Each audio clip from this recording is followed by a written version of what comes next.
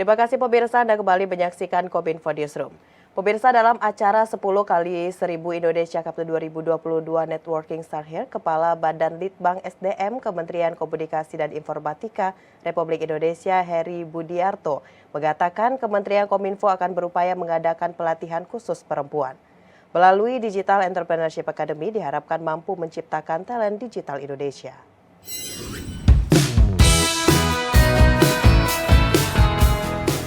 Kementerian Komunikasi dan Informatika dalam pelatihan Digital Entrepreneurship Academy berusaha merangkul lebih banyak partisipasi perempuan agar aktif membangun ekonomi negara, utamanya di sektor ekonomi digital. Berdasarkan data, perempuan disebut Kepala Badan Penelitian dan Pengembangan Sumber Daya Manusia Kemenkominfo Heri Budiarto memegang 60% keberlangsungan pengelola UMKM. Karenanya Kemenkominfo akan menggunakan perayaan hari-hari tertentu untuk mengadakan pelatihan digital khusus bagi para peserta perempuan.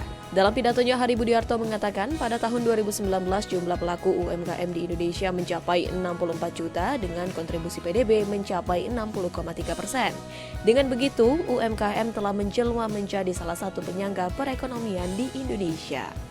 Lebih lanjut, melalui pelatihan Digital Entrepreneurship Academy, Kementerian Kominfo berusaha untuk mencetak ratusan ribu talenta digital setiap tahunnya. Hal ini sejalan dengan misi pemerintah dalam pemenuhan kebutuhan 9 juta talenta digital di Indonesia pada 2030 mendatang.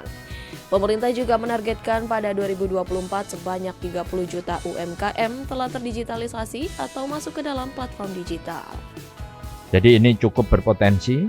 Terus kemudian kalau kita lihat sektor UMKM di Indonesia, kita punya target 50% atau 64 juta UMKM ini menggunakan platform digital di dalam melakukan penjualannya. Dan kemudian target onboarding UMKM ke platform digital ini bertujuan untuk mengoptimalkan potensi pertumbuhan ekonomi menjadi suatu potensi ekonomi yang sangat besar di Indonesia dan menjadikan fintech sebagai kontributor penting di dalam digitalisasi UMKM. Informasi selanjutnya pemirsa, Presiden Republik Indonesia Joko Widodo hadir dalam konferensi tingkat tinggi peringatan 45 tahun ASEAN Uni Eropa. Dalam sesi pleno KTT tersebut, Presiden menyampaikan kemitraan ASEAN harus berkontribusi pada pemulihan ekonomi yang inklusif dan kesejahteraan.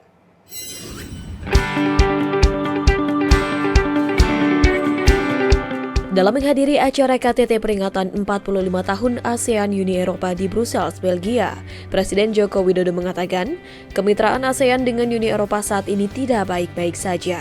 Banyak perbedaan antara ASEAN dan Uni Eropa yang harus diselesaikan. Oleh sebab itu, jika ingin membangun sebuah kemitraan yang lebih baik, maka kemitraan harus didasarkan pada kesetaraan. Tidak boleh ada pemaksaan. Tidak boleh lagi ada pihak yang selalu mendikte dan beranggapan bahwa my standard is better than yours. Lebih lanjut, Presiden juga mengungkapkan bahwa selama beberapa dekade, Asia Tenggara telah menjadi economic powerhouse. Semua proyeksi mengatakan bahwa Asia Tenggara akan tetap menjadi pusat pertumbuhan. Hal ini terbukti dari data September tahun ini di European Union Asian Business Council mengeluarkan hasil survei mengenai persepsi bisnis di Asia. Dan hasilnya, 63% responden melihat ASEAN sebagai kawasan dengan ekonomi terbaik. Kemudian, 69% mengharapkan bahwa pasar ASEAN menjadi lebih penting dari aspek pendapatan global dalam 2 tahun ke depan. Dan 97% responden berharap adanya percepatan perundingan FTA Asian European Union dan anggotanya. Mari kita bangun kemitraan yang setara dan saling menguntungkan. Dari pandemi dan krisis multidimensi yang kita hadapi saat ini, kita petik pelajaran penting bahwa to grow and to prosper together is the only option. Kita tidak hanya harus maju bersama, namun juga harus maju setara. Informasi lainnya pemirsa, rancangan undang-undang tentang pengembangan dan penguatan sektor keuangan resmi disahkan menjadi undang-undang. Menteri Keuangan Sri Mulyani Indrawati menilai undang-undang tentang pengembangan dan penguatan sektor keuangan menjadi bagian penting dalam menjaga stabilitas keuangan melalui Komite Stabilitas Sistem Keuangan. RUU Pengembangan dan Penguatan Sektor Keuangan atau P2SK hari ini resmi disahkan menjadi Undang-Undang P2SK pada rapat paripurna DPR RI ke-13 masa persidangan 2 tahun sidang 2022-2023. Menteri Keuangan Republik Indonesia Sri Mulyani Indrawati menyebutkan, kehadiran Undang-Undang P2SK ini sangat penting untuk memperkuat sektor keuangan domestik dan mendorong berjalannya roda perekonomian masyarakat. Menkeu juga menambahkan disahkannya Undang-Undang P2SK sangat tepat karena kondisi perekonomian yang saat ini dihadapkan dengan berbagai tantangan, baik dari dalam negeri maupun global. Sektor keuangan saat ini mengalami perkembangan yang cukup pesat. Oleh karena itu, sisi regulasi juga harus mengikuti perkembangan, baik dari segi teknologi, dinamika pasar global, dan dinamika masyarakat. Dalam Undang-Undang P2SK akan memperkuat koordinasi dan independensi serta peran dari berbagai otoritas dalam menjaga stabilitas sistem keuangan, yakni Bank Indonesia, OJK, dan lembaga penjamin simpanan.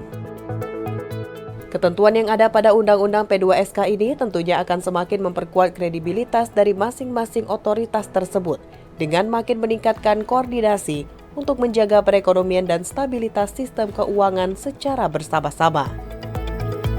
Sedangkan ruang lingkup Undang-Undang P2SK yakni reformasi sektor keuangan seperti reformasi perbankan, pasar modal, asuransi, program penjamin polis dan pensiun serta pasar falas dan lain-lain.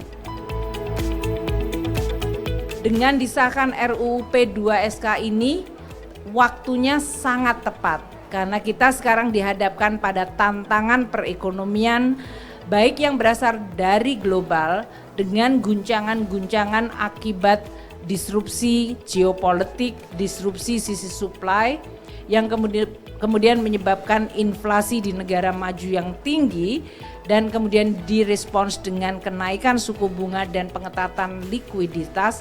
Ini menimbulkan dampak yang sangat signifikan terutama melalui sektor keuangan. Jadi ini waktu yang tepat karena pasti tekanan terhadap sektor keuangan dari perubahan konstelasi geopolitik dan perkembangan dari perekonomian global memang sedang dan akan terus berlangsung. Paripurna DPR telah mengesahkan pengajuan nama Laksamana Yudo Margono sebagai Panglima TNI yang telah ditunjuk Presiden Joko Widodo. Laksamana Yudo Margono mengatakan pemantauan wilayah perbatasan dan rawan menjadi salah satu fokus prioritas untuk mewujudkan visinya, yakni menuju TNI Patriot NKRI.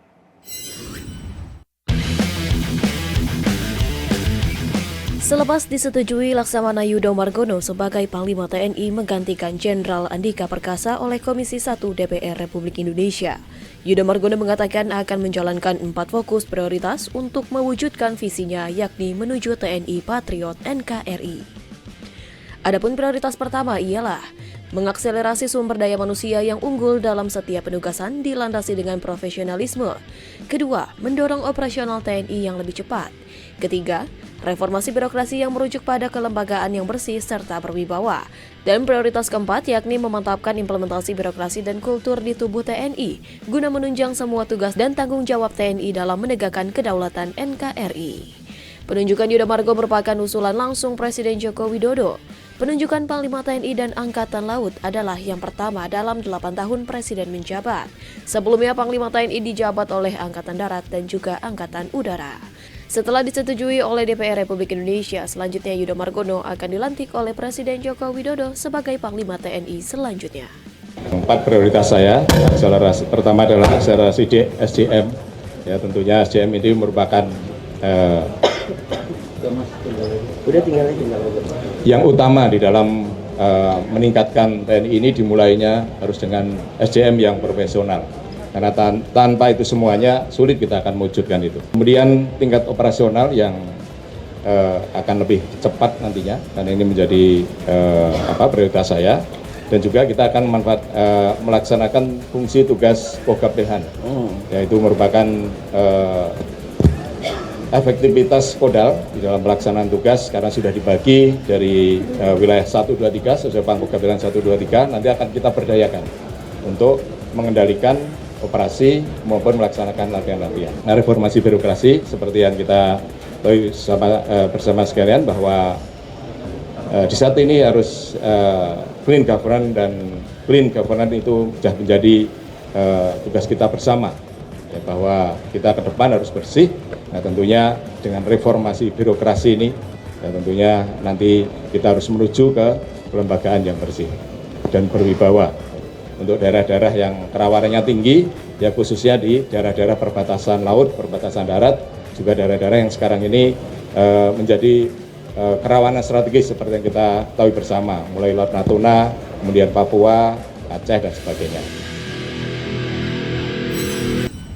Pemirsa, setelah ini kami akan kembali dengan informasi Festival Halal Indonesia 2022 sesaat lagi.